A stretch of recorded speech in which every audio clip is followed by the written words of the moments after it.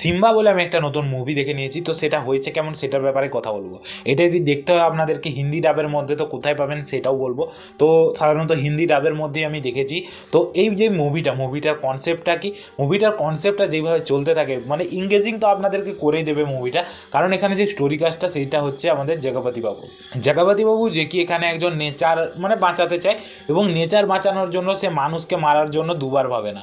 সাধারণত প্রচুর মানুষকে মেরেছে, তারপর সে যদি একটু শান্ত হয়েছে মানে কাউকে মারাটা ছেড়ে দিয়েছে, কিন্তু গাছ লাগানো সে ছাড়েনি।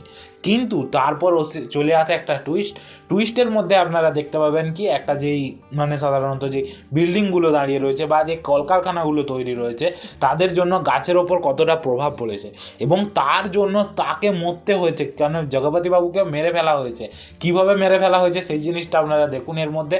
এবং তারপর যেইভাবে ওর যেই ডোনেট মানে যেই অঙ্গগুলো ডোনেট করে দেয়, মানে সাধারণত চোখটা ডোনেট করে দেয়, বোন ম্যারোটা ডোনেট করে দেয়, এবং যেই জিনিসগুলো ডোনেট করে দেয়, এই ডোনেটের জিনিসগুলো যাদের মধ্যে লাগানো থাকে তারা হঠাৎ করে লোকেদেরকে মারতে থাকে।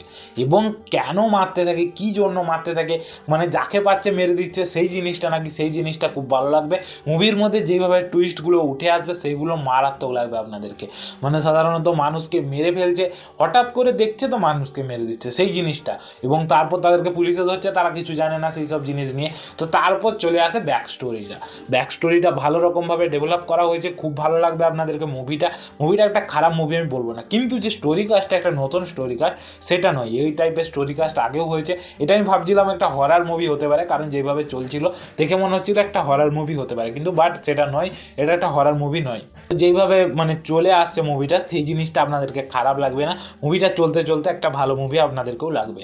তো সেই জন্য আমি বলবো একবার হলো মুভিটা আপনারা যে দেখতে পারেন, যেটা হিন্দির মধ্যে আপনারা পেয়ে যাবেন আলট্রা প্লের ওটিটি প্ল্যাটফর্মের মধ্যে। তো আপনারা চাইলে যে দেখতে পারেন, এবং এই যে মুভিটা সেটা আপনারা অন্য জায়গায় খুঁজলেও পেয়ে যাবেন। তো সেই জন্য আমি বলবো আপনারা চাইলে মুভিটা একবার হলেও যে দেখতে পারেন, এটা ঠিকঠাক মুভি আমি বলবো মুভিটাকে। তো যদি আমার ভিডিওটা আপনাদের পছন্দ হয় অবশ্যই একটা লাইক করে দিন, চ্যানেল নতুন হয়ে থাকলে সাবস্ক্রাইব করে দিন। তো আজকের জন্য আজকে ভিডিওটা দেখার জন্য ধন্যবাদ।